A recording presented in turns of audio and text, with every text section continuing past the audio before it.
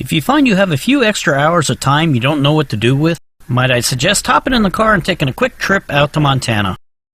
Here you'll find a wonderful place called Ross Creek Cedars Scenic Area.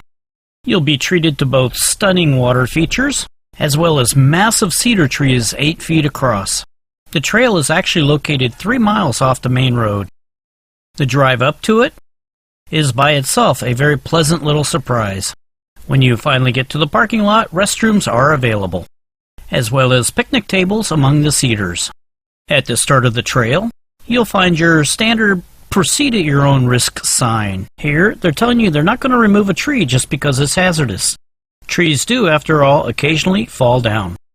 For example, here's a park bench.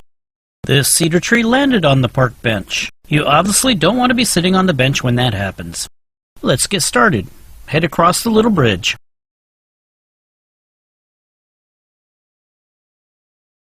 The first plaque you'll come to will explain how a pile of rocks can turn into a forest. Coincidentally, that sign is next to a very nice pile of rocks. The round-trip length of this trail is slightly under 1 mile.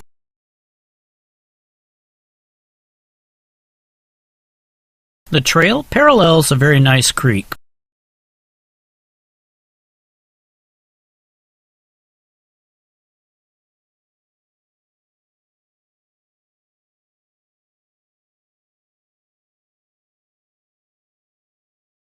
Other than cedars, this sign describes the 3 other types of trees that you'll see along this route. As we're walking, we noticed something strange about this tree. It turned out to be a bat. This little guy was following us, flying from tree to tree. What I think he was doing is eating the mosquitoes that were coming after us. After our initial shock of seeing a bat in broad daylight, we kind of tried to figure out what kind of bat it was. Luckily, it did not look like this. We broke out our handy-dandy bat identification chart that everyone carries, and discovered he was most likely a common little brown bat. Gotta say, it was kind of nice having a little protector follow us for a while. Pressing on, you do want to ensure you have insect repellent if you're going to walk this trail. This sign describes how beneficial a tree is when it falls into the water.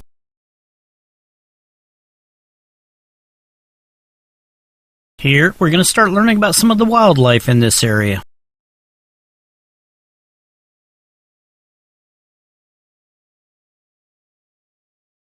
Along this trail, you'll see many unusual formations of trees. Pause the video and take time to read these signs. They're very interesting. Remember that warning sign we saw at the beginning of the trail?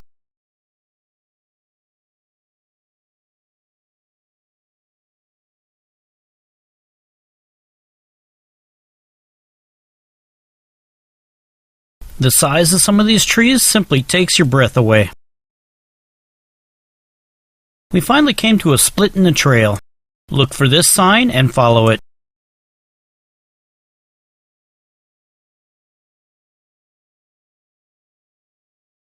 You'll see plenty of this plant. It's called Devil's Club. Don't touch it. It's got wicked little spines that'll break off inside of you and cause infection to set in.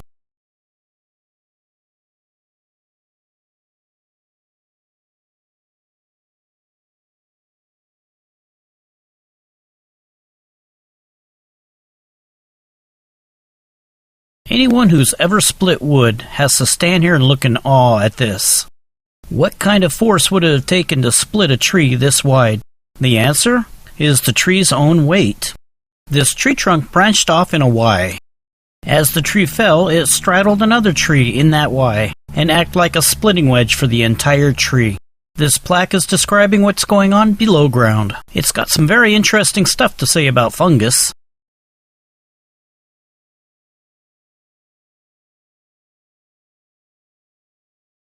At this point in the video, we're almost halfway around this trail. For anyone who's an avid hiker and wants to know where they're always at, I highly recommend this app. It's called All Trails. The red line shows you the trail, the blue dot shows where you're at on the trail, and the blue cone tells you what direction you're facing.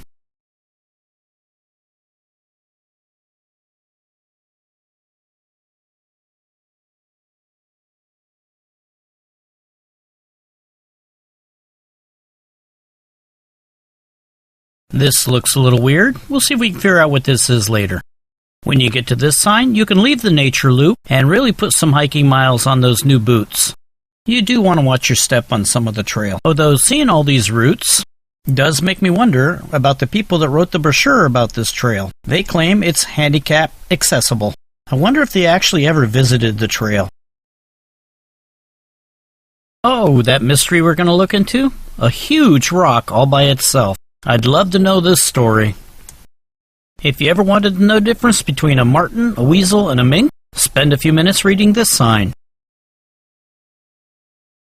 And the plants in the area? Remember that Devil's Club I told you about?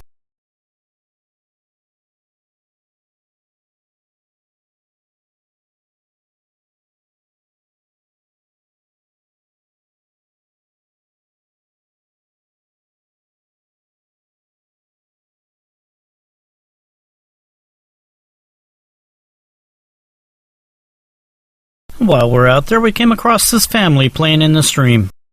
Looks like they're trying to put together their own Stonehenge. The water in this stream is stunningly clear. Unfortunately, we also let stupid people walk on this trail. This tree is most likely over 500 years old. Now it's been damaged and runs the risk of an infection getting into the tree.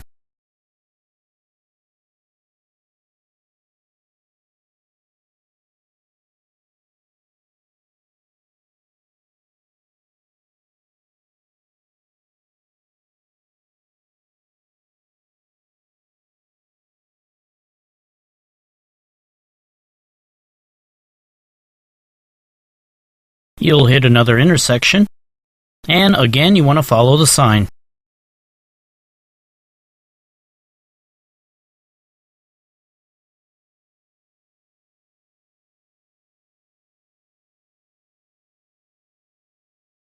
One last look at the creek before you leave.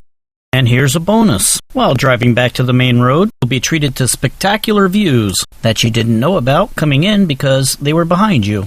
Well, thanks for watching.